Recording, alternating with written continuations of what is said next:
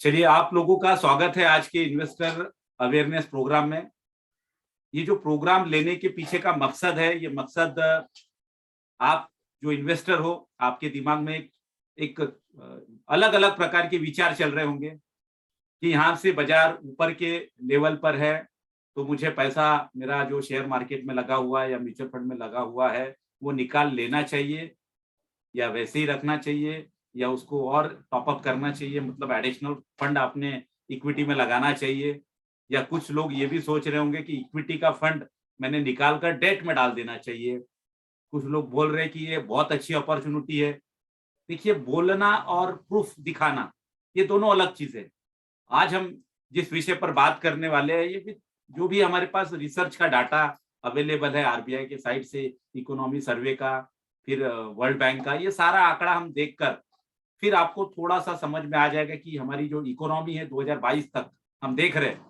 1 साल का तो फिलहाल इसलिए देख रहे हैं क्योंकि 2022 में काफ़ी सारे 6-7 राज्यों में चुनाव होने हैं, लेकिन सबसे बड़ा चुनाव उत्तर प्रदेश का है, राइट? ये एक चीज़ आपके दिमाग में आ रही होगी कि एक स्टेट गवर्नमेंट का इलेक्शन है, तो उसमें कुछ कम-ज़्यादा हो गया, तो शेयर मार्केट में भी कम-ज़्यादा हो सकता है। दूसरा, आपके दिमाग में बजट आ रहा होगा कि आने वाले फरवरी महीने में जो बजट आएगा वो कैसा आएगा, क्या आएगा? ये थोड़ा-सा आपको वो भी एक लग रहा होगा कि अच्छा आया तो ऊपर जाएगा, गलत आया तो और नीचे आएगा। कुछ लोग रुके हुए हैं अपने पैसे को अपने पास होल्ड करके कि बाज़ार थोड़ा-सा गिरे तो मैं डालूँ। लेकिन कौन बता रहा है कि बाज़ार गिरेगा यहाँ से? गिर सकता है, जा ऊपर जा सकता है, नीचे जा सकता है, ये वर्डिंग ठीक है। वो गेसिंग कर रहे हैं, लेकिन गिरेगा और आप लोग उसी इंतजार में बैठे हैं कि गिरेगा, गिरेगा। और मुझे अभी भी याद है कि जब बाजार गिर के सेंसेक्स जो था वो 27,000 आया था, तो उस समय भी लोगों को लग रहा था, जो लोग उस समय थे, कि और नीचे गिरेगा तब मैं डालूँगा, और नीचे गिरेगा तब मैं डालूँगा। 27,000 को उन्होंने मिस कर दिया, 27 से 35,000 हुआ। उनको लगा कि नहीं गिरेगा, अब 27 से 35 गया तो गिरेगा, रुकना चाहिए। 35 से फिर 40-45 आया, रुके रहे। और 45 से आज आप सबको पता है कि ये लगभग ये 62,000 से लेकर 58,000 के बीच में खेल रहा है। मतलब उनके हाथ से अपॉर्च्युनिटी निकल गई और बाजार ने वहाँ से डबल रिटर्न दे दिया।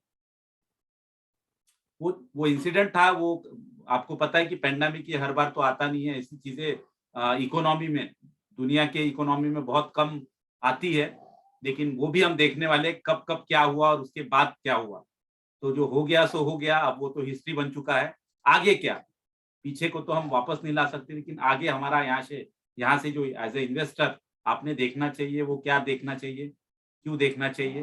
क्योंकि आपको भरोसा नहीं रहेगा ना उस चीज़ पर, तो आप पैसा मतलब तुरंत निकाल लोगे किसी के कहने पर। तो उस टॉपिक पर हम बात करने वाले हैं। तो चलिए, हमने थोड़ा समय दे दिया है, 5 मिनट हमने बाकी लोगों के लिए समय दिया है और मैं इसी सेशन को कंटिन्यू करता हूँ, आगे बढ़ते हैं हम लोग। तो देखिए, ये एक भारतीय रिज़र्व बैंक है, जो जैसे हमारी बैंक होती है, स्टेट बैंक हो सकती है, पंजाब नेशनल बैंक हो सकती है, एचडीएफसी, आईसीआईसी, सरकार की बैंक है, सारा हिसाब-किताब मैनेज करती है आरबीआई। अब आरबीआई के जो गवर्नर है, शशिकांत दास जी, और इसके जो मेंबर्स है, कमिटी है, पॉलिसी मॉनेटरी पॉलिसी मैंने आपको पढ़ाया था जब मैं आपको प्राइमरी मार्केट, सेकेंडरी मार्केट पढ़ा रहा था, बेसिक स्टॉक मार्केट, तो मैंने एक चीज़ और बताई थी आपको, क्या देखना चाहिए? मॉनेटरी पॉलिसी देखना चाहिए। तो मॉनेटरी पॉलिसी में जब पिछला मॉनेटरी पॉलिसी आया, इसमें 2022 तक का पूरा उन्होंने बताया कि क्या उन्हें लग रहा है, आरबीआई को क्या लग रहा है। जैसे हम क्रिकेट मैच खेलते हैं तो रन रेट के हिसाब से बताया जाता है कि प्रोजेक्टेड स्कोर क्या होगा टीम का, इस गति से खेलेंगे तो क्या होगा, थोड़ा और ज्यादा रन बनाएंगे एक ओवर में तो क्या होगा, सब बताते हैं। तो वैसे ही आरबीआई ने, देखिए, ये जब मॉनेटरी पॉलिसी हुई थी अक्टूबर महीने में, उसका डाटा मैं आप लोगों के बीच में दिखाने वाला हूँ, क्योंकि आप में से बहुत कम लोग मॉनेटरी पॉलिसी को देखते हैं, क्योंकि आप सभी लोग कहीं न कहीं किसी न किसी क्षेत्र में जॉब करते हैं। तो ये आरबीआई के साइट पर आपको जाना है। आरबीआई के साइट पर जैसे ही जाओगे आप, तो यहाँ पर आपको राइट साइड में मॉनेटरी पॉलिसी लिखा रहेगा, वहाँ पर आपको टिक करना है। तो ये मॉनेटरी पॉलिसी में हमारे काम का क्या है? ये कोई आयरी गैरी नत्थू गैरी एजेंसी नहीं है रिजर्व बैंक ऑफ इंडिया, याद रखिए। तो इसका एक एक स्टेटमेंट बहुत काम का होता है। ये वहां से मैंने ये चीज जो आउटलुक है वो मैंने वहां से क्या किया है, वहां से मैंने इसको यहाँ पर पीपीटी में लाया है। देखिए इनका कहना क्या है। इनका कहना है कि यहाँ पर देख सकते हैं आप, मैं जीडीपी की बात सबसे पहले करूंगा। नीचे में आप जीडीपी का देखिए, तो इनका कहना था projection for real GDP growth is retained at 9.5% in 2021-22। मतलब ये जो 31 मार्च 2022 जो अभी आने वाला है, अभी तो हम तीसरे क्वार्टर के एंड में है, उसके बाद चौथा क्वार्टर आएगा। एक क्वार्टर जो होता है वो 3 महीने का होता है। क्वार्टर शुरू होता है अप्रैल से, अप्रैल मई जून पहला क्वार्टर, जुलाई अगस्त सितंबर दूसरा क्वार्टर, अक्टूबर नवंबर दिसंबर तीसरा क्वार्टर और जनवरी फरवरी मार्च चौथा क्वार्टर। तो इन्होंने ये बताया है कि रियल जो है, रियल 9.5% रहने वाली है। ये क्लियर हो गया। उसके बाद हम थोड़ा और आगे देखते हैं कि और क्या बताया जा रहा है इसमें, इस मॉनेटरी पॉलिसी में। इन्होंने बताया 7.9% इन Q2 क्वार्टर 2 में, मतलब अप्रैल मई जून का छोड़ दीजिए, अप्रैल मई जून का तो मैंने आगे दिखाया है, मैं दिखाऊंगा आपको।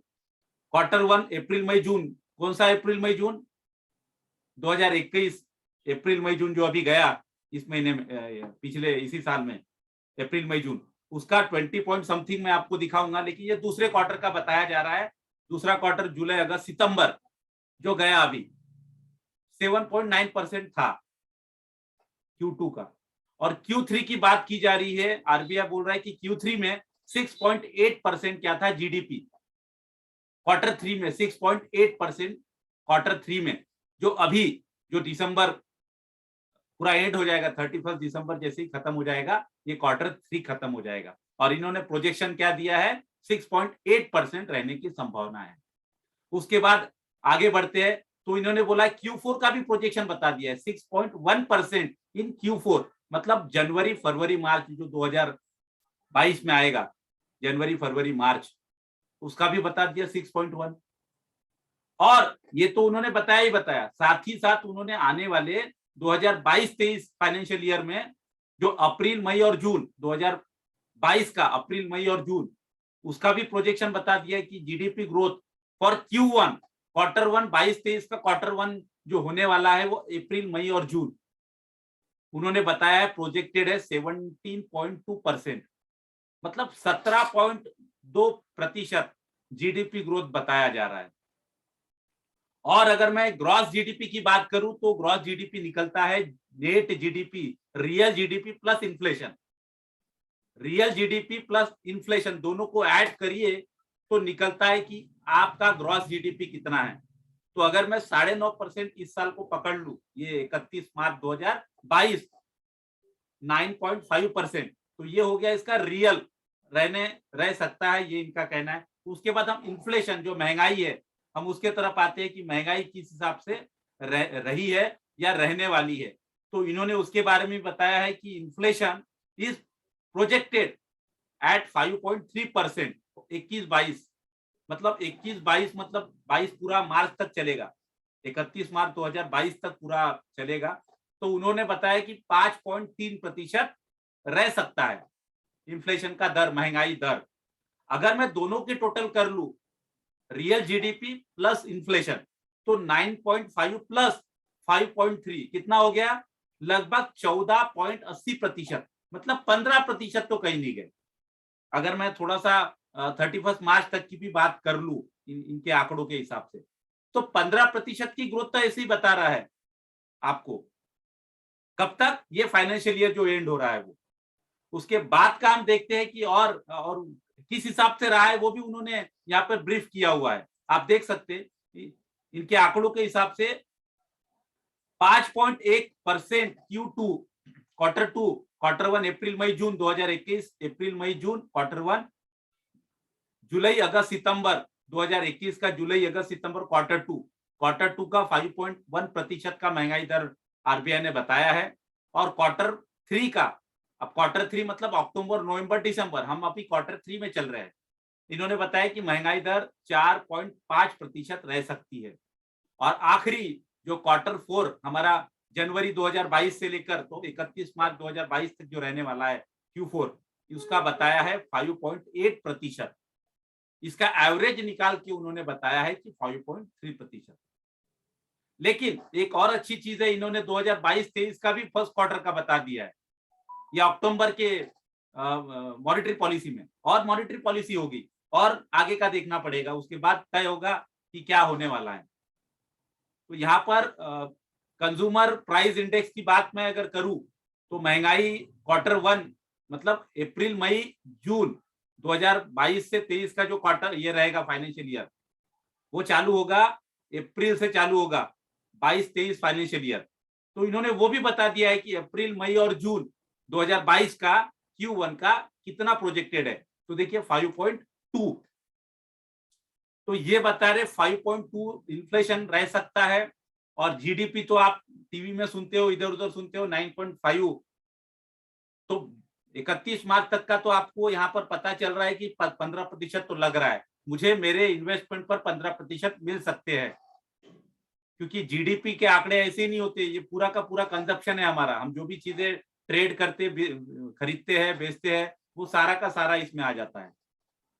तो ये चीज हो गई। अच्छा, कुछ लोगों का कहना है कि बीजेपी हार गई यूपी में, तो मुझे बताइए, अगर यूपी उत्तर प्रदेश में हार भी गई बीजेपी, एक एग्जांपल लीजिए, तो क्या कंजप्शन कम हो जाएगा? लोगों की परचेसिंग कैपेसिटी कम हो जाएगी? खरीदारी रुक जाएगी? नहीं रुकेगी। उसका इफेक्ट जो है इमीडिएट नहीं होगा। आप घर बनाने की सोच रहे हो, घर बनाने के लिए ठेका भी दे दिया आपने, लेकिन इमीडिएट घर बनकर तैयार नहीं होगा रातों रात, उसको टाइम लगेगा। अगर फ्लैट स्कीम है, आपको पता चल रहा है कि वो 5 मंजिला है, तो शायद साल भर लग जाए, तो उसको समय लगेगा।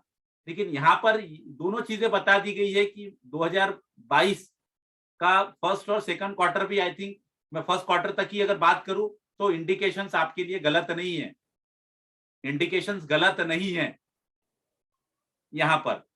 और थोड़ा सा आगे जाते हैं, और क्या चीज हमें पता चल सकती है, थोड़ा सा आगे जाते हैं तो ये देखिए, जीडीपी ग्रोथ इन 2021-22, ये मैंने यहाँ पर वहीं का आंकड़ा मैंने यहाँ पर इजीली डाल दिया ताकि आपको पता चले। Q1 अप्रैल से लेकर जून तक 21% था जीडीपी ग्रोथ, हालांकि पिछले साल का निगेटिव था, 24% माइनस में पहले थर्ड टाइम गया इंडियन इकोनॉमी में। थर्ड टाइम मैंने देखा कि हमारी जीडीपी निगेटिव गई थी। तो Q1 में 21% था, Q2 में 7.9, Q3 में 6.8 और Q4 में 6.1। तो ऐसा प्रोजेक्टेड जीडीपी ग्रोथ 21-22 में 9.5, ये आरबीआई के मॉनेटरी पॉलिसी से मैंने यहाँ पर मेंशन किया है। अब इसके बाद projected GDP growth in Q1 में 17.2 बताया जा रहा है, तो ये अच्छे इंडिकेशंस है आपके लिए, एटलीस्ट Q1 Q2 तक के लिए इन्वेस्टमेंट जो कर रहे हैं। मतलब Q1 के जगह मैं ये बोल सकता हूं कि अप्रैल मई जून 2022 तक जो अभी मॉनेटरी पॉलिसी अक्टूबर की हुई, उसके हिसाब से आंकड़े पॉजिटिव है। उसके बाद नेक्स्ट हम लोग देखते हैं,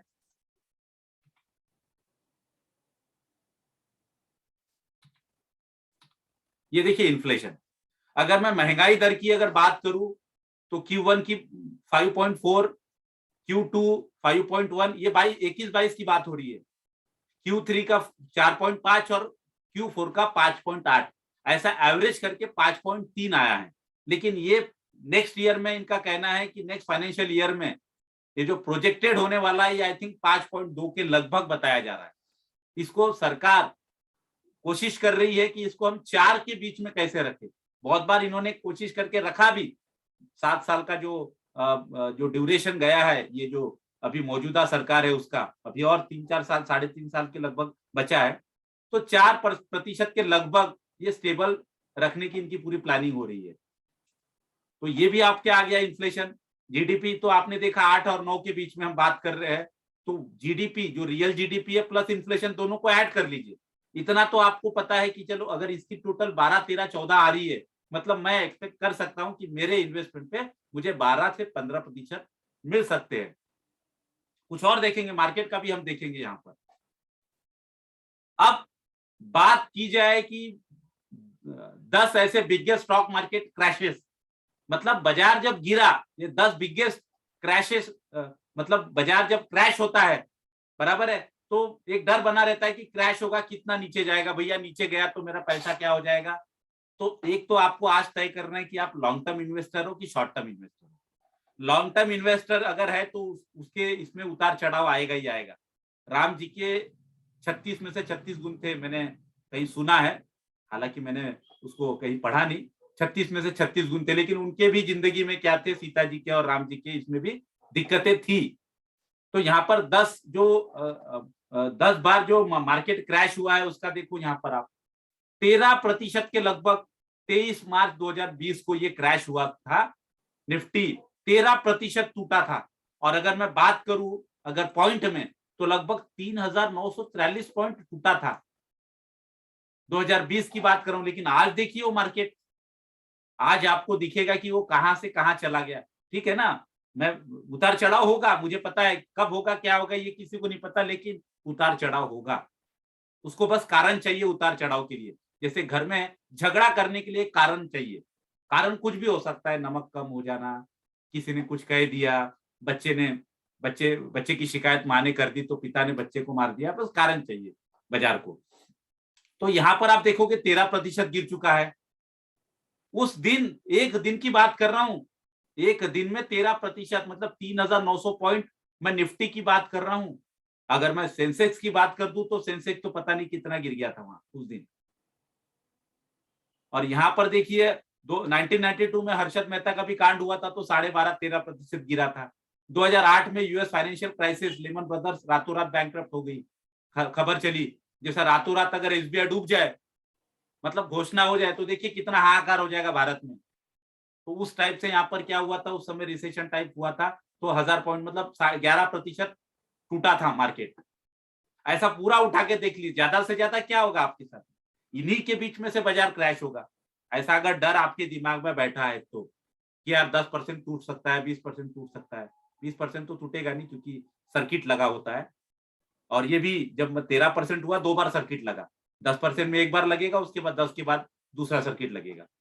तो यहाँ 10% टूटेगा, उसके बाद क्या, उसके बाद आप सभी के आगे ये सारे आंकड़े देख लीजिए 2020 से लेकर, ये 20 का है, ये 92 का है, 2008, 20 में तो मैं क्या बात करूं आपसे, इतना क्रैश हुआ था कि 12 मार्च को भी क्रैश हुआ, 8% टूटा, 16 मार्च को भी 7% टूटा, और उसके बाद यहाँ पर आप देख सकते हो 23 मार्च को भी ये टूटा। ये वो दिन थे टूटने के। मतलब मैं अगर बात करूं तो सिर्फ मार्च में टूटा, उसके बाद तो क्या बताएं, टूटा तो उसके बाद नीचे नहीं आया। लेकिन 23 मार्च के बाद लोगों को लगा होगा 23 मार्च के लगभग और गिरेगा और गिरेगा, ऐसा सोच उन्होंने रखा होगा। और आज वो अफसोस कर रहे होंगे कि मुझे इन्फोसिस 500 में मिल रहा था और आज मुझे वो 1700 में दिख रहा है। उन्होंने अपॉर्चुनिटी गवा दी। तो जब जब आपको अपॉर्चुनिटी मिले, थोड़ा सा बाजार थोड़ा गिरे, तो उसको उठाइए, क्योंकि इकोनॉमी क्या बोल रही है वो भी मैंने आपको दिखा दिया। मॉनेटरी पॉलिसी में मैं कुछ आंकड़े और दिखाऊंगा, जीएसटी कलेक्शन, जो गवर्नमेंट को जो टैक्स कलेक्शन आता है, गुड्स एंड सर्विस टैक्स, उसका भी मैं आपको ग्रोथ दिखाने वाला हूँ। मैंने चीजें तो बहुत सारी निकाली है। और क्या बताऊं आपको, कम से कम 2-3 साइड नहीं, 50 साइड खोल के रखी है मैंने मेरे स्क्रीन पर। लेकिन समय का अभाव रहेगा, मैं बहुत कम शब्दों में आप लोगों के आगे ये सब चीज बताने वाला हूं, ताकि आपको पता चले यहाँ से आगे क्या। ये देख लिया आपने, ऐसी चीजें बार बार नहीं होती है, इतिहास है, कभी कभार होती है। और वैसी चीजें अगर आप एक्सपेक्ट कर रहे होंगे कि नहीं थोड़ा रुक जाता, बाजार को ऐसे गिरने देता जैसे गिरा था, नहीं गिरेगा, इस प्रकार नहीं गिरेगा। बहुत बड़ी चीज होनी चाहिए इसमें से, कुछ चीजें होनी चाहिए बोल रहा हूं मैं, ऐसी कुछ चीजें बड़ी होनी चाहिए। ये छोटी मोटी चीजें, इलेक्शन वगैरह तो हर साल होते हैं। थोड़ा सा आगे बढ़ते हैं यहाँ पर। ये भी वही आंकड़ा है जो मैंने यहाँ पर अलग से निकाल के दिखाया है आप लोगों को। उसके बाद ये भी एक आंकड़ा है, मार्केट की जो जर्नी है, उतार चढ़ाव भरी रही है, नीचे ऊपर नीचे ऊपर। 1979 से 40 साल का आपको ये जर्नी मैंने यहाँ पर आपके आगे दिखा रहा हूँ। बहुत सारी चीजें हुई, आपको हर्षद मेहता, केतन पारेख, सुनामी आई, हमारे देश में हमला हुआ आतंकवादियों का, फिर चाइना से हमारे झगड़े की बात हो रही थी। बहुत सारे ऐप्स हमने चाइना के बंद कर दिए, तो बात हो रही थी चाइना हमारे पे क्या करेगा, झगड़ा करेगा, आक्रमण करेगा। देखिए आज हर देश किसी ना किसी देश पे डिपेंड है। हमारे देश में प्याज कम पड़ गया था तो हमने बाहर से इंपोर्ट किया। हमारे देश में तेल, आपको पता है कि हम एडिबल ऑयल जो हम खाते हैं हमारे देश में बाहर से इंपोर्ट होता है। सबसे ज्यादा तो हम ऑयल इंपोर्ट कर रहे हैं, एक तो आपका क्रूड ऑयल और दूसरा हम एडिबल ऑयल। तो ये सारी चीजें हैं, तो आज के डेट में तो वो देश दूसरे देश पर हमला करने के पहले 10 बार सोचेगा, क्योंकि बिजनेस उनका पूरा ठप हो जाएगा, पीछे चले जाएंगे। तो देखिए पूरी जर्नी आप देख लीजिए, अप एंड डाउन चलता गया, और वो होना भी चाहिए। लेकिन आप जो कि पढ़ते लिखते इन्वेस्टर हो, कुछ लोग पढ़ते नहीं, दूसरों की सुन के करते हैं तो डूब जाते हैं। लेकिन आपको पता है, इसलिए आप क्या करोगे, बारिश में आपको पता है कि रेनकोट पहन के जाना होता है, धूपकाले में आपको पता है कि नहीं मुझे ऐसी चीजें लेकर जाना है धूप नहीं लगे। और जो नया नया है उसके साथ तो होगा, जो नया बंदा है वो बारिश में बिना कुछ प्लानिंग के जाएगा तो गीला हो जाएगा। तो आप लोगों को अगर अगर कंटिन्यू आप स्टडी कर रहे हैं तो आपको तो पता रहेगा ये उतार चढ़ाव हो रहे हैं, मुझे इन्वेस्ट कर देना चाहिए। रुकना नहीं है, किसी का इंतजार नहीं करना है कि चंदन शर्मा सर कॉल करेंगे तो एकदम बाय कर लेना है। ये देखिए यहाँ पर भी उतार चढ़ाव, मार्केट नीचे से ऊपर, ऊपर से नीचे पूरा चलता गया।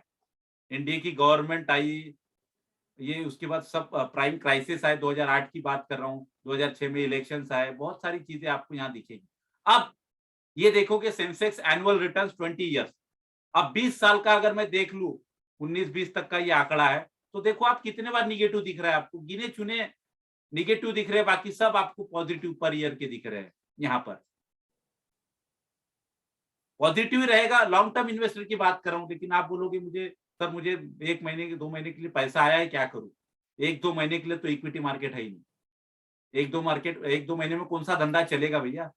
सब्जी भाजी चल सकता है, लेकिन वहां पे आप बोलोगे मैं वहां पे 5 लाख लगाता सब्जी भाजी में, नहीं। 500-1000 में ठीक है, आपका पैसा डबल ट्रिपल भी हो जाता है, लेकिन ये अमाउंट बड़ी है आपकी। अब एक और शंका आपके मन में हो सकती है कि सर बाजार टूट गया तो, मतलब बाजार टूटना बोले तो वहां से पैसा निकालना, कुछ लोग बेचेंगे तभी तो पैसा निकलेगा, सेल करेंगे तो निकलेगा। तो ये मैंने AMFI association of mutual fund से मैंने निकाला है यहाँ पर, ये AUM total asset under management मैंने निकाला है। तो मैंने ग्रोथ देख रहा हूँ कि हमारे इंडियन इकोनॉमी में म्यूचुअल फंड इंडस्ट्री का पैसा कितना है, हमारी इसमें इक्विटी में जो स्टॉक मार्केट है इसके अंदर म्यूचुअल फंड का कितना पैसा है। तो यहाँ पर ये जो आंकड़े हैं ट्रिलियन में है, लगभग 38 लाख करोड़, 38 लाख करोड़ रुपया हमारा एमफी का इसमें लगा हुआ है इक्विटी में। जो आप जैसे लोग एसआईपी करते होंगे, कुछ लोगों ने 2-5 साल के लिए फिक्स के टाइप इसमें डाल दिया होगा, जिसको हम हमारे भाषा में लमसम कहते हैं, उस प्रकार आपने डाला होगा तो आप तुरंत नहीं निकाल लोगे। और अगर मैं बात करूं 2020 अक्टूबर की, तो 2020 अक्टूबर तक देखिए 28 लाख करोड़ रुपया इनका था इक्विटी में लगा हुआ, 28 लाख करोड़। और आज देखोगे तो 38 लाख करोड़ हो गया, मतलब 10 लाख करोड़ बढ़ गया।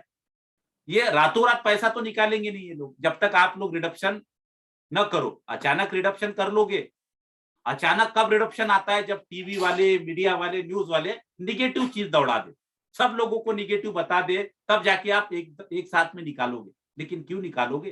किसी के बेटे की शादी 2030 में होनी थी, किसी के बेटे की 2025 में होनी थी, और एक न्यूज से आप पैसा निकाल ले रहे हैं, तो गलती आपकी है। तो आपको सोचना है कि ये तो थोड़ा बहुत झटका है, फिर से उभर जाएगा। क्यों? क्योंकि इससे बड़े बड़े झटके तो आ चुके हैं, कोई मार्केट अभी अभी तो खुला नहीं है।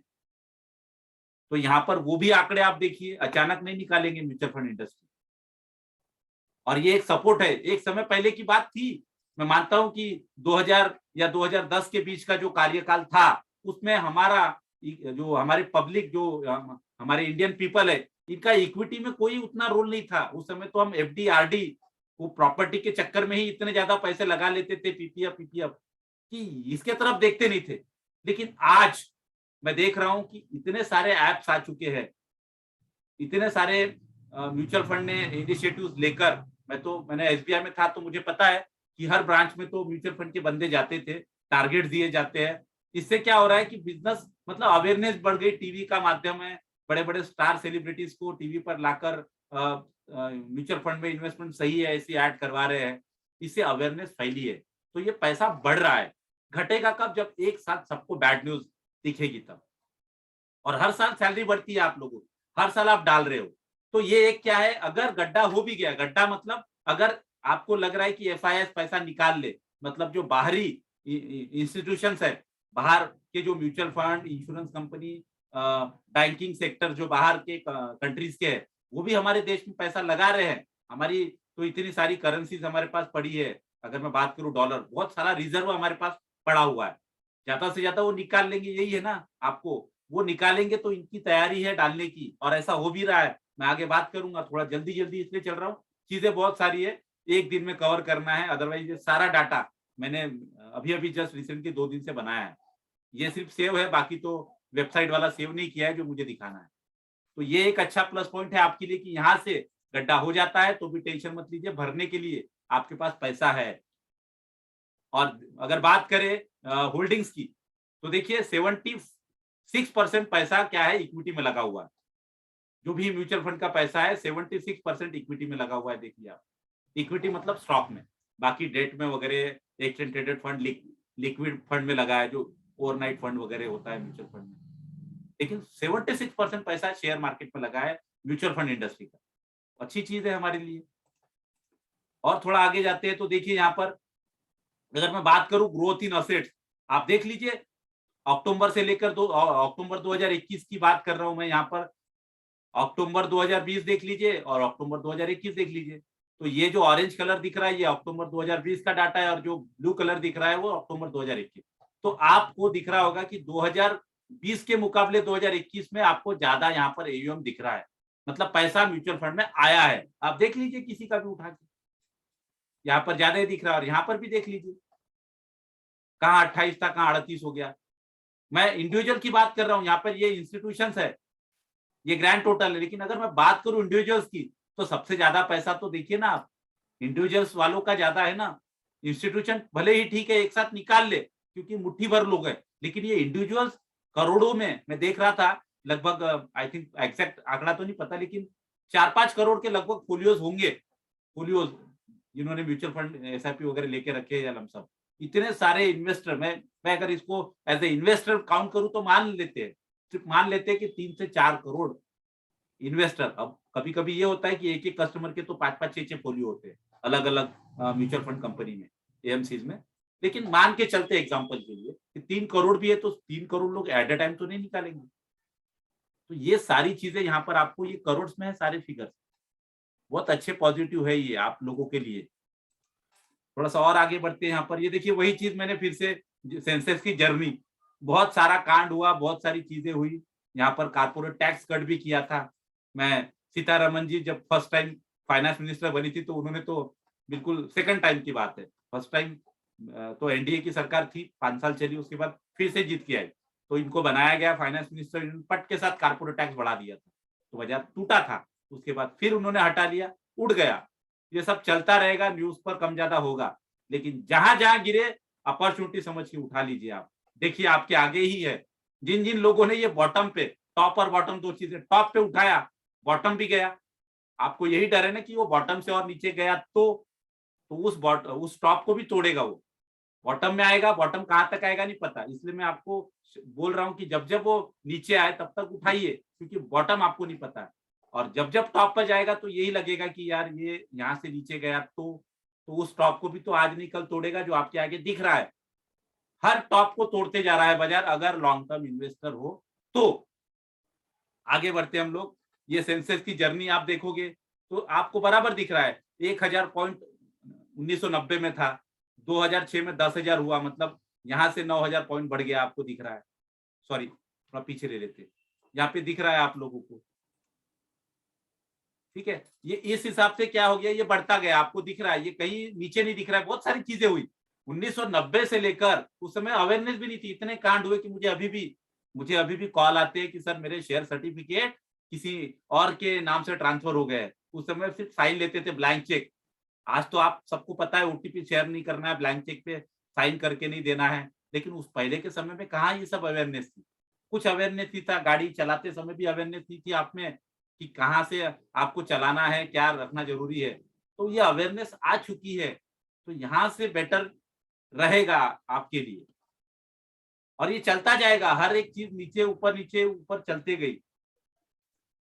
अगर मैं और एक चार्ट दिखाऊं तो देखिए सेंसेक्स का 60,000 की जर्नी आप देखो, यहाँ पर देखिए 10,000 पॉइंट था, 5,000 से 10,000 पॉइंट पहुंचने में 76 महीने लग गए बाजार को। 10,000 से 15,000 होने में 17 महीने लग गए, 15,000 से 20,000 होने के लिए 3 महीने लग गए, 20,000 से 25,000 के लिए 91 महीने लगे 5,000 पॉइंट के लिए, और 25,000 से 30,000 के लिए मात्र 10 महीने लगे, और 30,000 से 35,000 के लिए 34 महीने लगे, 35 से 40 के लिए 16 महीने लगे, 40 से 45 के लिए 19 महीने लगे। आप देखोगे पूरा का पूरा तो कोई ऐसा ये नहीं है यहाँ पर कि नहीं अब वो ऊपर हो गया है।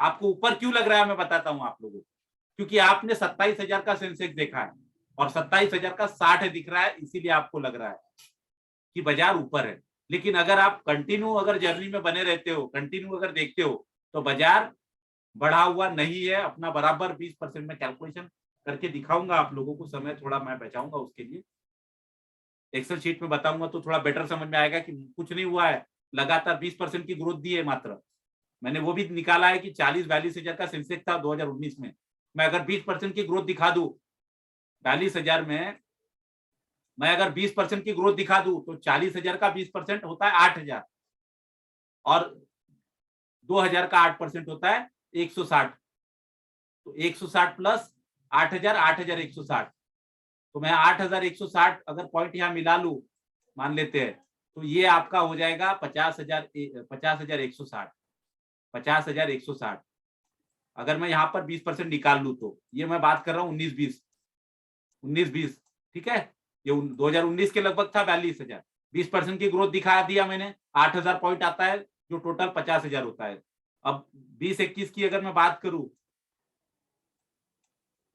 20-21 की तो यहाँ पर भी अगर मैं 20% दिखा दूं तो 10,000 आता है, लगभग 10,000 कुछ तो आता है, 10,000 पॉइंट, और 50 और 60 को 50,000 प्लस 10,000 कर लू तो 60,000 आता है।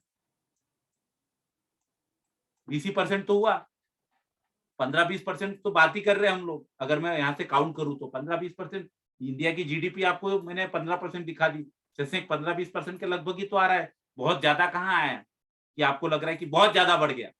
बहुत ज्यादा मतलब 50-60% आप बोलिए, वो तो ठीक है, आपने 2 साल पहले देखा था, वहां से देखोगे तो आपको लग रहा होगा 27 से 60 डबल, ठीक है ना, 30,000 का 60,000 हो गया, डबल लग रहा है। लेकिन अब लगातार अगर देखते हो तो 20% के लगभग आ रहा है, तो बहुत ज्यादा मतलब आपको ये सोचने की बात नहीं कि अब तो वो हाई हो गया है, अब वो नीचे आएगा, ऐसा नहीं है। ये भी एक जर्नी मैंने आप लोगों के आगे यहाँ पर बताया कब कब क्या हुआ, बहुत सारा सेंसेस की जर्नी मैंने निकाला हुआ है।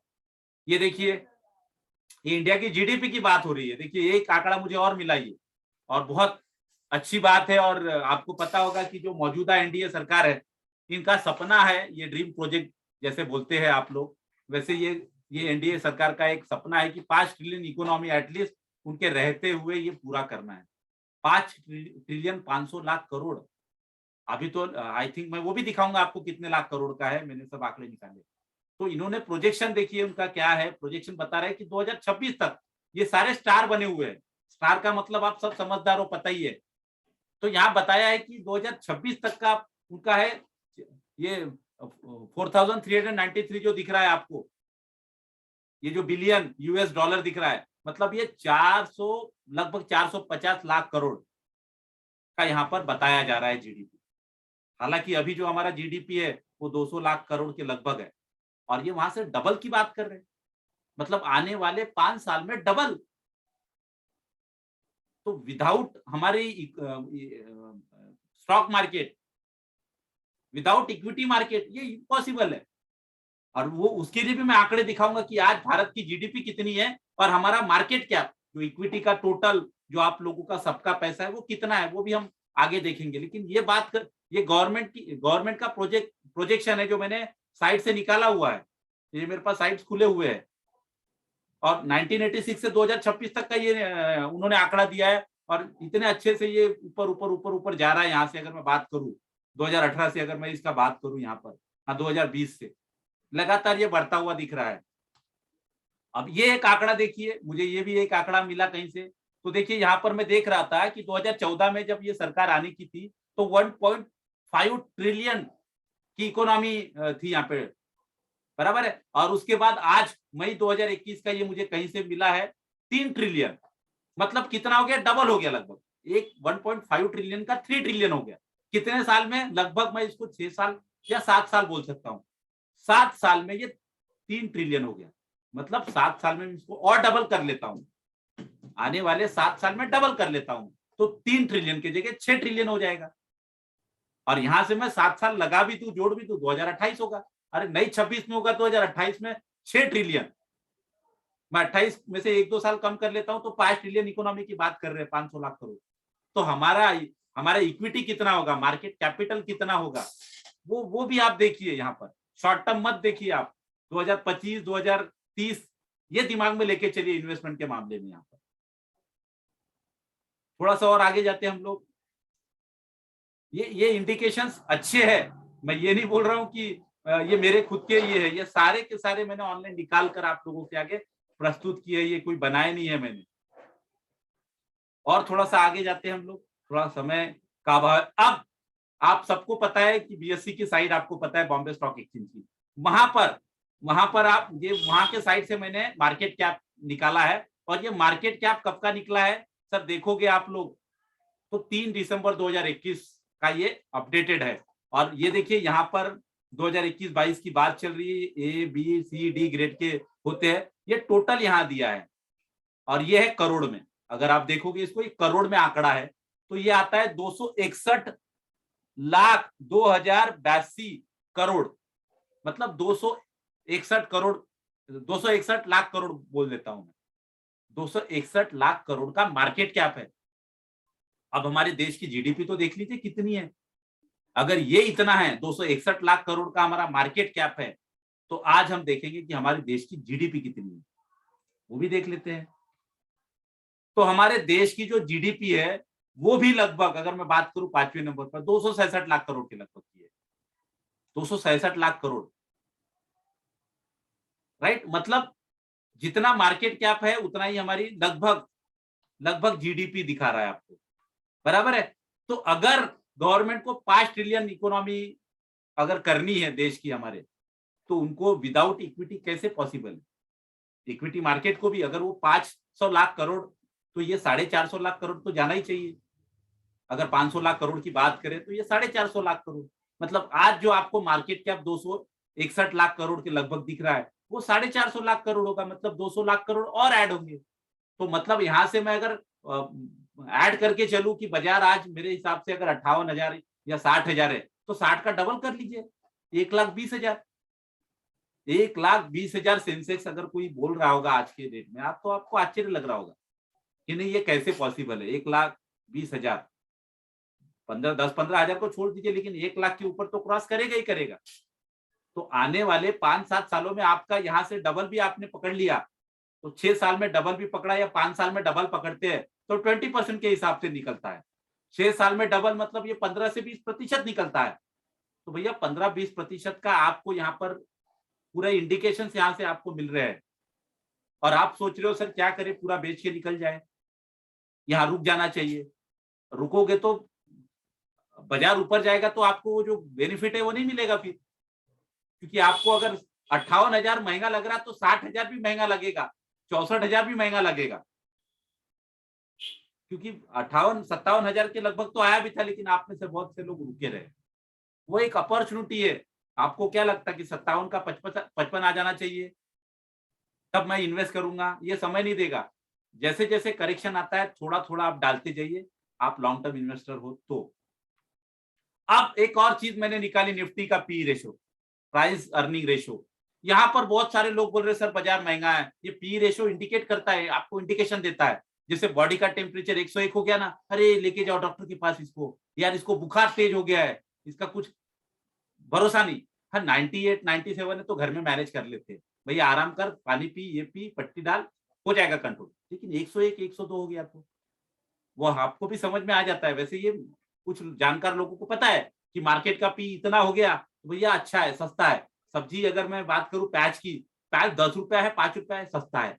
80 रुपया 100 रुपया किलो है, भैया महंगा है। ये समझता है निजी जिंदगी में आपको। वैसे पी ये इंडिकेशन होता है पहचानने के लिए कि बाजार सस्ता है या महंगा है। निफ्टी निफ्टी कोई हम इंडिकेशन समझते हैं ना बाजार, हालांकि आपको किसी ने पूछा कि आज बाजार ऊपर बंद हुआ कि नीचे, आप सेंसेक्स या निफ्टी को ही देख के बताते हो। तो यहाँ निफ्टी का पी देखिए, आपको दिखेगा कि सस्ता है या महंगा है।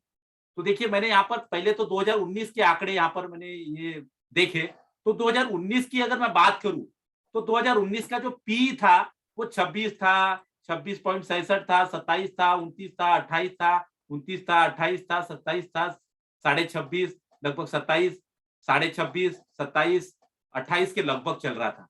कब? 2019 में। 2019 में इतना चल रहा था पी। और 2018 में भी मैं देखूं तो 27, लगभग 26, 25, 26, 26.5, 27 के लगभग, 27, 28, 27, 25, 23, 26 के बीच में था। 2018 की बात कर रहा हूं मैं। और आज 2021 नवंबर महीना चल रहा है, आप देख लो।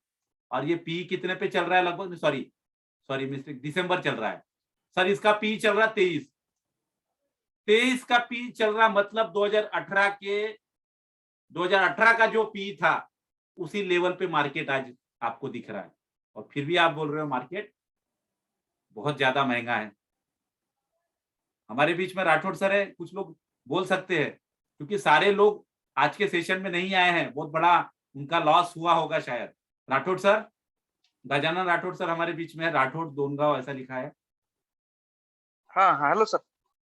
सर ये जो पी रेशो है 2018 में जितना था उससे कम में चल रहा है। मतलब बाजार जो है वो 2018 के लेवल पे आपको मिल रहा है, करेक्ट?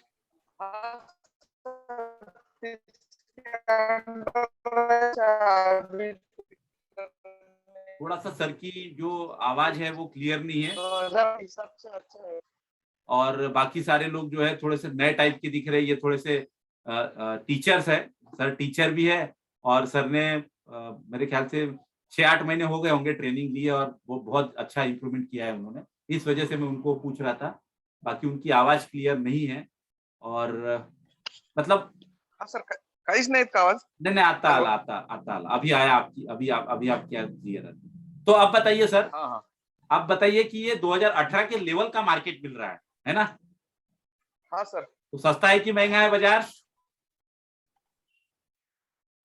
बाजार सस्ता है कि महंगा है? अभी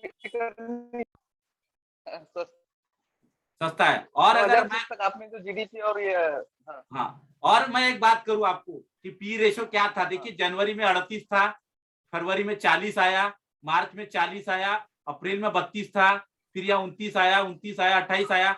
अब देखिए पी रेशो नीचे आ गया सर, बराबर है? आप देखोगे तो पूरे 3-4 साल में पी रेशो, अगर बस यहाँ पर मैं बात करूं कोरोना काल की, ये वाला जो कार्यकाल था कोरोना काल का 2020 का, इसमें आपको कम दिख रहा है, राइट? मतलब जिस लेवल पर था मार्केट कोरोना काल के दरमियान, मार्च, अप्रैल और मई, ये 3 महीने के बीच में, उसी लेवल पर तो मिल रहा है। और क्या चाहिए? उसी लेवल के आसपास मिल रहा है। और आप बोल रहे हो सर मुझे फिर से उस दिन का इंतजार है, जैसा कोरोना काल में बाजार नीचे गिरा था, वैसा मैं इंतजार कर रहा हूँ। इतिहास बार बार नहीं दोहराए जाते। वो क्रिकेट का अलग है कि 200 बना लिया एक ने तो सबने बना लिया। अब मैं देख रहा था कि अनिल कुंबले का रिकॉर्ड तोड़ दिया वो न्यूजीलैंड के बॉलर ने, कितने साल के बाद तोड़ा। ऐसा नहीं कि 2 महीने पहले ही अनिल कुंबले ने रिकॉर्ड बनाया और इसने तोड़ दिया। वो कुछ रिकॉर्ड ऐसे होते हैं जो बहुत समय लगता है, टूटना तो है लेकिन जल्दी नहीं होते, क्योंकि बहुत बड़े रिकॉर्ड होते हैं। तो देखिए इस रिकॉर्ड को लगभग ये तोड़ने की दिशा में आ ही रहा है। आप क्या उसी लेवल पे देखना चाहते हो जिस लेवल पे बाजार कोरोना काल में था? मैं तो, मेरे हिसाब से तो उसी लेवल पे आपको मिल रहा है। इसका मतलब ये नहीं कि तुरंत कल के कल बाजार खुलता है तो पैसा पूरा डाल दो, लेकिन एक दिमाग के अंदर जो आपके चल रहा है कि नहीं अभी नहीं, अभी नहीं, क्योंकि सब बोल रहे हैं, सब बोल रहे हैं। अरे सब बोल रहे तो वो भी किसी और का देख के बोल रहा है, सुन के, पढ़ के नहीं। और ये तो मैं पूरा का पूरा डाटा आपको दिखा रहा हूँ, ऑनलाइन लाइव दिखा रहा हूँ। ये मेरे हाथ से बनाए हुए नहीं है। आप डालो निफ्टी पी रेशियो, आपको दिख जाएगा। ये पूरा रिकॉर्ड 2000 से लेकर अब तक का देखिए आप,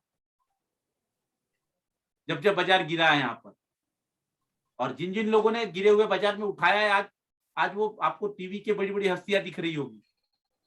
तो आपके पास अपॉर्चुनिटी है बहुत अच्छी, थोड़ा सा और आगे जाते हैं। अब देखिए ये जीडीपी, इंडिया की जो जीडीपी है, इसमें सबसे ज्यादा कंट्रीब्यूशन यदि किसी सेक्टर का है तो सर्विस सेक्टर है। वो दिन गए कि किताबों में पढ़ते थे भारत में 80, 70, 80, 75%, तो मैं तो भूल गया हूँ।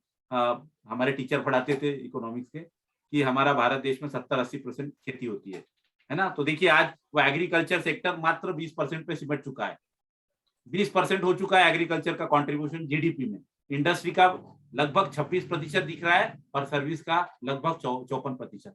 तो सबसे ज्यादा भाग आपको फाइनेंशियल सेक्टर का, सॉरी, सर्विस सेक्टर का दिख रहा है। और सर्विस सेक्टर में भी फाइनेंशियल सेक्टर का कंट्रीब्यूशन 22% है। तो उसमें ट्रेड, होटल्स, ट्रांसपोर्ट, कम्युनिकेशन, इसमें 16.5%। तो जिस दिशा में हवा चल रही है ना, वहां पतंग लेके भी खड़े हो जाओगे ना, अपने आप हवा उसको उड़ा लेगी। और विरुद्ध दिशा में पतंग उड़ाने जाओगे ना, दिन भर उड़ाते रह जाओगे, नहीं उड़ेगी। तो यहाँ पर सेक्टर जिस दिशा में जा रहा है, इंडस्ट्री जिस दिशा में जा रही है, इंडस्ट्री का तो अलग है ये। अगर मैं बात करूं राइट साइड में, मैन्युफैक्चरिंग का 14% है कंट्रीब्यूशन। तो जहां पर आपका सेक्टर जहां बढ़ रहा है, उस सेक्टर में आप देखिए ना, अपॉर्चुनिटी को ढूंढिए, उस सेक्टर की कंपनियां निकालिए गिनी चुनी, क्योंकि पैसे कम है, सब में डाल नहीं सकते, उसमें आप बैठिए। ये एक अच्छी चीज है यहाँ पर। और अब मैं आपको साइट पर लेकर जाऊंगा, कुछ साइट पर भी मैंने कुछ चीजें ऐसी निकाली है ताकि आप उसको देखकर आपको पता चले। तो वन बाय वन मैं थोड़ा थोड़ा आपको दिखाऊंगा, उसके बाद हम सेशन में थोड़ा सा सवाल जवाब रखेंगे। और ये देखिए बजट, ये अगर मैं बात करूं बजट की, इंडियन बजट है, दिख रहा होगा आपको, यस और नो, यस और नो, यस और नो। यस दिख रहा। देखिए नीचे में आ रहा हूं, ये बजट है। अब हिंदी में है, बहुत आसान शब्दों में आप पढ़ सकते हो। 2020-21 का ये है, और 21-22 का बजट यहाँ पर अनुमान में, ये थोड़ा सा हिंदी गड़बड़ हो गया है, बढ़कर ये क्या दिख रहा है, करोड़। तो इसको पढ़ना है तो 222 करोड़, 222 लाख करोड़, हाँ 222,87,379 करोड़, मतलब 222 लाख करोड़ की बात हो रही है, जो मैंने बताया आपको। अभी तो हमने वो उसको 270, 260 के लगभग देखा था लाइव का। ये मैं उस बजट की बात कर रहा हूँ जो पिछले इसी साल फरवरी महीने में सरकार ने जो बनाया था, उसका मैंने ये आपको दिखाया है यहाँ पर। राइट, अब थोड़ा सा और आगे जाएंगे हम लोग।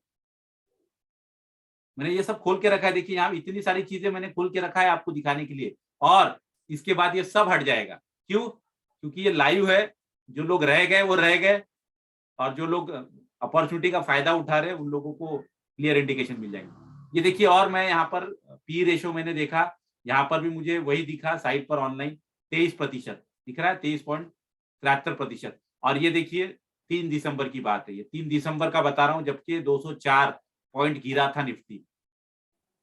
ये भी अच्छी चीज है, ये साइट से मैंने यहाँ से कॉपी करके आप लोगों को दिखाया है। ये लिंक यहाँ टिक करूंगा, कॉपी करूंगा, भेज दूंगा, आप खोल सकते हो।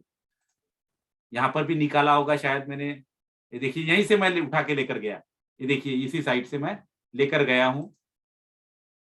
ये सेम टू सेम निफ्टी 50 की अगर बात करूँ, थोड़ा सा पास में देख लेते, देखिए यहाँ पर ये आपको, देखिए अगर आप देखोगे तो ये 10 साल का आपको ग्राफ दिख रहा है। मैं अगर यहाँ हाथ रखूँ, ये 2003 का आंकड़ा है, 2003 से लेके अब तक देखिए ऊपर ही ऊपर है।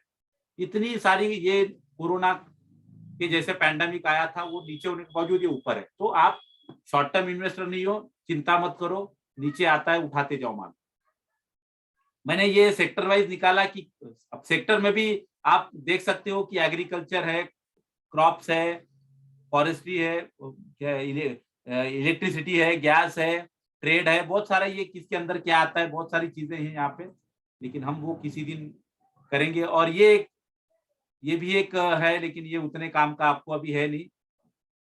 और बहुत अच्छी चीजें है कि गवर्नमेंट जो है ना, फोकट वाली चीज नहीं दे रही है। फोकट में जितना देगी उतना गवर्नमेंट के ऊपर सब्सिडी का लोड होगा, याद रखिए। और गवर्नमेंट ने जितना ज्यादा खर्चा करेगी उतना अच्छी बात है। सरकार खर्चा करेगी तो कंपनियों को ऑर्डर मिलेगा, खर्चा करना चाहिए उन्होंने। ये कुछ सेक्टर्स है जो काफी ज्यादा बड़े हैं, यूटिलिटीज देखोगे आप, उसके बाद में कैपिटल गुड्स, टेलीकॉम, कौन कौन से सेक्टर ये निकाला हुआ था मैंने। ये सेंसेक्स की बात करूं तो मैंने आपको बताया था कि सेंसेक्स ये 42-43 हजार रुपए था, मैंने वो भी आपको बोला था तो ये मैंने investing.com में से निकाला हूं। आप देख सकते हैं 41,000 तक गया था ये 2019 दिसंबर में दिख रहा है आपको। इसके पहले भी था वो 2019 में था बाजार 42,000, वहां से मैं पकड़ता हूँ 19 से 20, 20 से 21, 21 से लगभग 22, 2 साल भी पकड़ लूं मैं, 19 से 20, 20 से 21, ये दिसंबर चल रहा ना, 2019 दिसंबर से 2020 दिसंबर 1 साल, 2020 दिसंबर से 2021 दिसंबर 2 साल।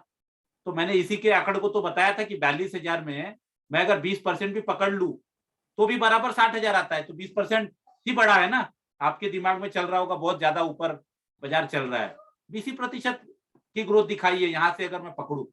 हाँ, आप कोरोना के समय में 23 मार्च से देख रहे होंगे तो आपको 27,000 से देखोगे तो डबल ही दिखेगा। डबल दिखेगा मतलब 50% की ग्रोथ दिखेगी आपको। 2 साल होने को लगभग आ जाएगा मार्च में, तो 2 साल हो जाएगा। 2 साल में अगर आपको 27,000 का 60,000 दिख रहा है तो डबल ही दिखेगा। डबल मतलब 1 साल में 50%, वहां से देखेंगे। लेकिन लगातार देखेंगे तो 20% ही हुई है ना। वो यहां से मैंने देख के बताया आपको, ताकि आप ये नहीं बोलो कि सर आप अपने मन से कुछ भी बता रहे हैं। ठीक है, मैं सारी की सारी ये साइट्स जो खोल के रखा था। अब मैं बात कर रहा हूँ FIIs की, जो बाहर के फॉरेन इंस्टीट्यूशनल इन्वेस्टर होते हैं। अब आप बोलोगे सर फॉरेन इंस्टीट्यूशनल इन्वेस्टर क्या होते हैं? तो बाहरी जो विदेशी कंपनियां होती है, bank, insurance company, mutual fund company, वो भी तो पैसे को कहीं ना कहीं निवेश करती है।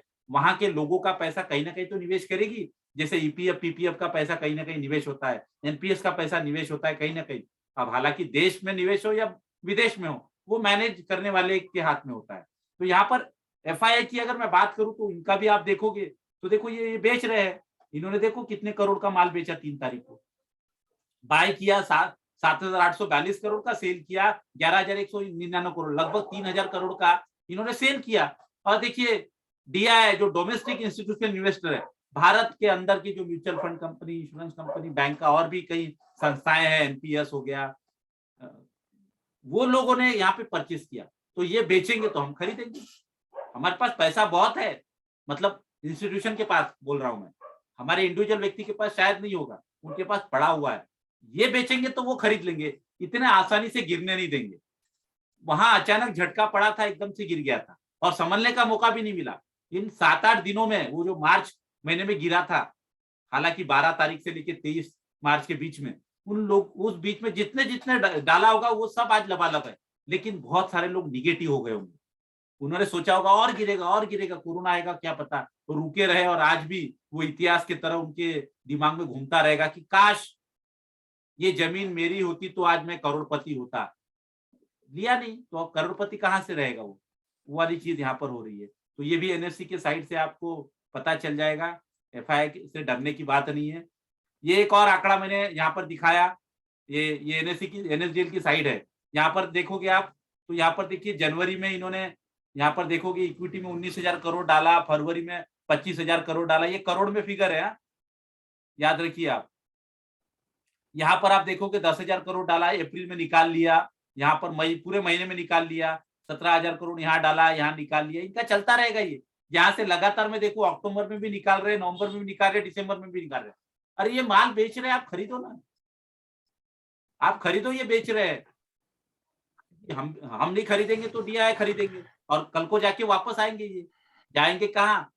क्यों? क्योंकि RBI ने बोला है कि हमारी ग्रोथ, क्योंकि कुछ लोग लेट आए, राठौड़ सर लेट आए, मैंने वो दिखाया था कि RBI बोल रही है कि 15-16% के लगभग का मैं अगर GDP, रियल GDP और प्लस इन्फ्लेशन दोनों को मिला लूं तो 15% की ग्रोथ भारत में दिख रही है। बाकी कहाँ है? मैंने वो भी शायद मैं दिखाता, वो भी मैंने पूरी दुनिया का भी निकाला कि ग्रोथ रेट क्या है, GDP का ग्रोथ रेट क्या है, वो मैं दिखाता हूँ आपको। बट चीजें बहुत बड़ी है तो मैं एक ही दिन में तो बता नहीं पाऊंगा, लेकिन इंडिकेशन आपको तुरंत मिल जाएंगे। यहाँ पर ये हिस्टोरिकल डाटा मैंने निकाला है, देखिए हिस्टोरिकल रिटर्न। अगर मैं बात करूं हिस्टोरिकल रिटर्न की तो देखिए निफ्टी दिख रहा होगा, यस और नो? आप लोगों को थोड़ा अनम्यूट करके मुझे बताएंगे, यस और नो? दिख रहा।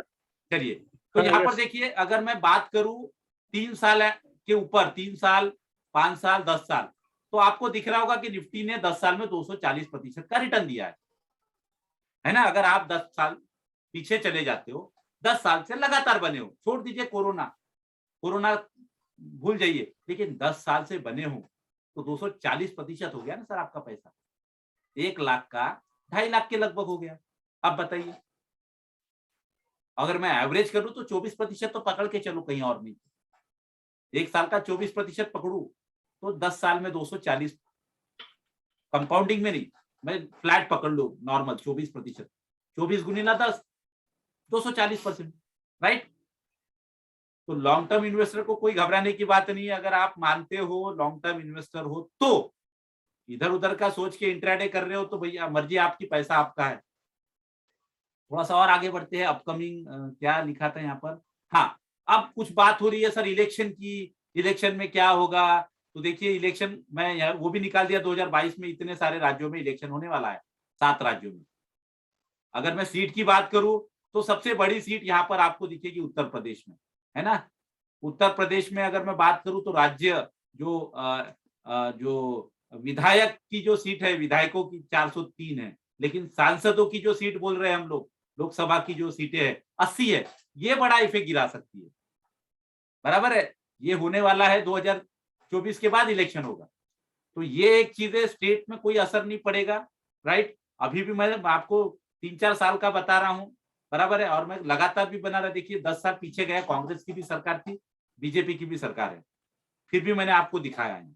लेकिन बाजार थोड़ा बीजेपी की सरकार आने से क्या है, थोड़ा सा रिएक्ट ज्यादा करता है, क्योंकि इंफ्रास्ट्रक्चर पे ज्यादा खर्चा करती है बीजेपी की अगर बात करें तो, जिससे बहुत सारे चेंजेस होते हैं, रोड बनने से, लाइट बनने से। वो लंबा हो जाएगा सेशन, लेकिन इन 7 राज्यों में सबसे बड़ी सीट अगर कहीं की है तो ये वाली है, गुजरात की है। और गुजरात तो आपको पता है, मोदी जी प्राइम मिनिस्टर बने हैं तो गुजरात के लोग तो वैसे ही उनको सपोर्ट कर सकते हैं, इतना तो आपको पता है, क्योंकि वहां पर कोई दिक्कत नहीं। अब मैंने एक चीज और निकाला कि कहां पर किसकी सीट, मतलब कहां पर किसकी सरकार है, वो भी आप देख लीजिए। और वहां पे सरकार अगर उनकी चली जाती है, देखिए यहाँ पर वो फिर से आ जाती है तो डरने की बात ही नहीं है। देखिए गुजरात में बीजेपी की सरकार है, हिमाचल में बीजेपी की सरकार है, उसके बाद में यहाँ कर्नाटक में, तो कर्नाटक में वो 2023 को होगा, लेकिन अभी 7 राज्यों में से पंजाब में होगा तो यहाँ आईएनसी के दिख रहा है, मिली भगत जिसको बोलते हैं। उत्तराखंड में आईएनसी दिख रहा है, नहीं उत्तराखंड में आपको बीजेपी दिख रही है, हिमाचल प्रदेश में बीजेपी दिख रही है, गुजरात में बीजेपी दिख रही है, उसके बाद में उत्तर प्रदेश में भी बीजेपी है, गोवा में भी बीजेपी है। तो अगर ये राज्य निकल जाते हैं, मतलब हार जाती है, तो थोड़ा सा आपको लगेगा, थोड़ा सा टेम्पररी झटका लगेगा।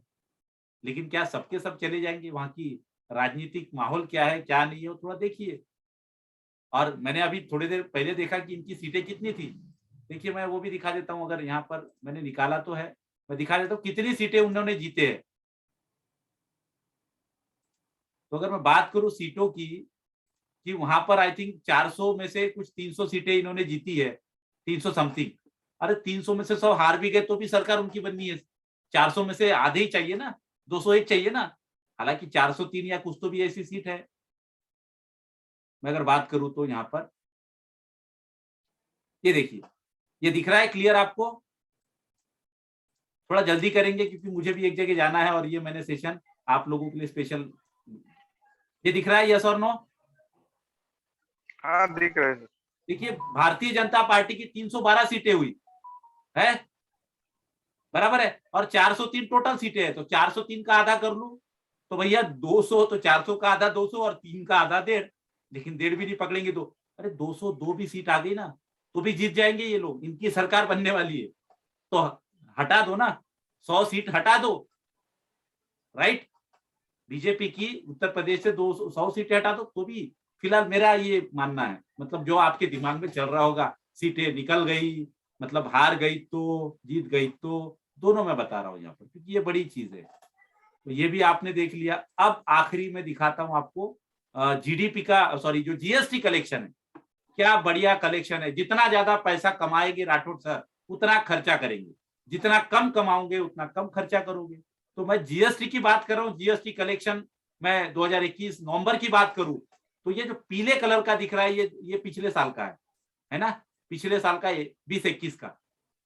और ये जो दिख रहा होगा आपको नीले कलर का वो 2021-22 का कलेक्शन है। तो अगर आप ये ऑरेंज और नीले कलर में कंपेयर करोगे तो पिछले साल 1 लाख करोड़ के लगभग जीएसटी कलेक्शन हुआ था, लेकिन इस साल 131 1,31,000 करोड़, मतलब 1,31,00,000, सॉरी ये हो गया आपका 1,31,000 करोड़। सॉरी मेरे बोलने में थोड़ा गलत हो गया, 1,31,000 करोड़ का कलेक्शन हुआ है जीएसटी का। अगर मैं नीले कलर को ही कंपेयर करूं तो आप देख सकते हैं अप्रैल में थोड़ा ज्यादा था जीएसटी कलेक्शन, 1,40,000 करोड़। उसके बाद 97,000 करोड़ हुआ, फिर 92,000 करोड़ हुआ, फिर 1,16,000 करोड़, फिर 1,12,000 करोड़, फिर 1,17,000 करोड़, 1,30,000 करोड़, 1,31,000 करोड़। मतलब जीएसटी कलेक्शन स्टेबल है, 1 लाख करोड़ के ऊपर का एवरेज आ रहा है। इनको ज्यादा इनकम आएगी तो खर्चा भी तो करेंगे। 50,000 वाले का पेमेंट 1 लाख हो जाए तो उसकी खर्च करने की कैपेसिटी भी बढ़ जाएगी। ये भी आपके आगे यहाँ पर दिख रहा है। ये अच्छे इंडिकेशंस है ना, पॉजिटिव। ये कम आ जाता तो अलग बात है कि अब कहां से पैसा आएगा। हालांकि गवर्नमेंट पैसे की तंगी की वजह से एलआईसी में कुछ अपना स्टेक बेच रही है। जैसे अगर राठौड़ सर के ऊपर पैसे की तंगी आ जाए तो वो अपने 10 एकड़ में से 1 एकड़ बेच देंगे, 50 ग्राम सोने में से 2-5 ग्राम सोना बेच देंगे, 4 गाड़ियां घर में रखी होगी तो 1 गाड़ी बेच देंगे, बाद में खरीद सकते हैं। तो वैसे ही गवर्नमेंट क्या कर रही है, और ये अभी से नहीं हो रहा है, ये नेचर ही है। किसी को भी पैसे की जरूरत पड़ी तो वो कुछ ना कुछ अपने पास का इन्वेस्टमेंट तोड़ता ही है। तो ये गवर्नमेंट के इन्वेस्टमेंट्स है, ये थोड़े से कम करते हैं। पूरे थोड़ी आप 10 एकड़ थोड़ी बेच रहे राठौड़ सर, 1 ही एकड़ बेच रहे। जरूरत है बच्ची की शादी है या बच्ची की एडमिशन करना है, क्योंकि रास्ते बंद है, पगार एकदम से उतना मिलेगा नहीं 2-4 लाख रुपए एडमिशन के। सरकारें भी वही करती है, कहीं इन्वेस्टमेंट करती है, कहीं पे निकालती है कहीं से। जैसे एलआईसी में थोड़ा सा हिस्सा बेच रही है, जो भी हो 5% 10% बेच रही है, मतलब 100 एकड़ में 5 एकड़ या 10 एकड़ बेच रही है। लेकिन सरकार के पास ही रहेगी, क्योंकि 50% से ज्यादा वो स्टेक जिनके पास होता है वो उस कंपनी के क्या होते हैं, मैनेजमेंट होता है, उन्हीं के हाथ में सब कुछ है। और मैं ये तो एक साइड थी, दूसरी साइड अगर मैं आपको दिखाऊं, ये एक और मैंने खोल के रखी है दूसरी, आप देखोगे इसमें ये दिख रही है दूसरी साइड आपको, यस और नो, यस और नो? हाँ दिख रहा है। हाँ, ये देखिए, ये यहीं से मैंने आंकड़े उठाए हैं। ये मैं आपको प्रमाण दे रहा हूं, जो चीजें मैंने आपको बताई है उसके लिए। ये कोई मेरा अपना मत नहीं है यहाँ पर। ये आप देख लो, पूरे पूरे साइट्स ये ऐसे खोल के मैंने रखे थे कल से। अगर किसी का कोई सवाल है तो हम 1-2-5 मिनट लेंगे, और उसके बाद मैं ये जो सेशन है ये मैं एंड कर दूंगा यहाँ पर, और आप फीडबैक दोगे कैसा आपको ये लगा। देखिए ये पूरे इमेजेस मैंने कहाँ से लिए हैं, ठीक है, क्योंकि ये लाइव है। मैंने इसको रिकॉर्डिंग पे तो डाला है, पता नहीं रिकॉर्ड होगा, कितना साइज रहेगा, तो अपलोड होगा नहीं होगा, लेकिन यहीं से मैंने लिए हुए हैं। क्योंकि जो बोलते ना कि जो इसमें यानी ये होनी चाहिए, बोलते ना क्या बोलते हैं उसको, कंप्लायंस, राइट, कि आपको मिसगाइड नहीं करना है लोगों को, आपको बेवकूफ नहीं बनाना है। तो मैंने जो भी है मेरा पास यहाँ से मैंने निकाल के आप लोगों को रखा है। अगर आप में से किसी का कोई सवाल है तो आप पूछ सकते हैं। अच्छा नहीं सर, क्रिएटिव है। जीडीपी के साथ पूरा मार्केट आपने वो टैली करके और कंपैरिजन बताया तो बहुत अच्छी बात। लेकिन उसका फायदा उठाइए जी। हाँ सर, हाँ बिल्कुल बिल्कुल सर, ठीक है। और मुझे बड़ा बने रहेंगे सर मार्केट में, डरने की। और मुझे बड़ा अफसोस हो रहा है कि इतनी सारी स्टडी इतने कम लोगों के बीच में मैं बता पा रहा हूँ, और फिर भी लोग सोचते हैं कि मेरा पैसा बने। किसके भरोसे पे बने? जो पत्नी पति के भरोसे पे शादी करती है, बोलती है कि अब मेरे माँ बाप मेरे नहीं रहे, अब मेरा पति सब कुछ है, और वो पति अगर धोखा दे दे तो बेचारी का क्या हाल होता है। तो वैसे ही यहाँ पर अब बताइए, यहाँ पर लोग पढ़ना चाहते नहीं है, बराबर है, तो पैसा कैसे बनेगा? डूबेगा नहीं तो क्या बने, कैसे बनेगा? मुझे आप लोग बताइए। डर के मारे ही आप कोई ना कोई एक्शन लेंगे ना। जिसको सिलेंडर चलाने की पूरी आदत है, अरे वो बोलते बोलते सिलेंडर चालू करके खाना भी बना के बंद कर देगी। लेकिन जिसको कुछ भी नहीं समझता ना, वो तो लगाते समय डरेगी, है ना। वो हालत यहाँ पर लोगों की हुई है। और ये जो सेशन है टोटली फ्री ऑफ कॉस्ट मैंने रखा है। हालांकि इसके पीछे बहुत बड़ा मतलब इतना सारा दिमाग लगाया मैंने, 2 दिन दिया, मेरी 1 दिन की वैल्यू कुछ तो होगी, 1500 2000 पर डे का भी अगर मैं हूँ तो 2 दिन के तो मेरे गए ना फ्री में। लेकिन ये मैंने समाज के लिए 1 दिन अवेयरनेस के लिए मैंने इसलिए किया है कि मेरे पढ़ने से 2 दिन कुर्बान करने से अगर आप लोग बच पा रहे हो तो मैं सोचूंगा कि मैंने जो भी 7-8 लोग मेरे बीच में है उनको बचा लिया मैंने, है ना, राइट? बिल्कुल बराबर क्रिएटिव है सर, कोई बात नहीं है, क्रिएटिव ने जो बता। और ये चीज अब मिट जाएगी क्योंकि ये सारे साइट्स 2 दिन से खोल के रखे, मैं अब इसको बंद कर दूंगा। क्यों? क्योंकि इतने सारे तो मैं कितने दिन तक रहूंगा, बहुत सारी चीजें कहाँ से मैं ये करूँ, राइट? और ये मैंने रिकॉर्डिंग कर रहा हूँ लेकिन साइज बहुत बड़ा होगा तो शायद यूट्यूब पर नहीं जाएगा। ये इसीलिए मैंने रिकॉर्डिंग किया ताकि कल को जाके हो सकता है कुछ भी हो, कहाँ से बताया चंदन शर्मा ने, भाई कंप्लायंस आ जाए तो मैं बता सकता हूँ कि यहाँ से मैंने अलग अलग साइडों से ये बताया है, राइट? और अधिकतर तो मैंने जो साइड यूज की है वो एमफी की साइड यूज की है, या आपके आरबीआई का जो प्रोजेक्शन है वो मैंने वहां से बताया है, बराबर है? बहुत अच्छी investingindia.com अच्छी साइट है, बराबर है, वहां से मैंने बताया है। कोई ऐसे जगह से नहीं बताया जहां मतलब मेरा खुद का ऐसा बनाया हुआ है। ठीक है, तो चलिए मेरे बीच में वंदना मैडम है, हम 1 बाय 1 बात करेंगे और फिर मैं इस सेशन को एंड कर लेता हूँ।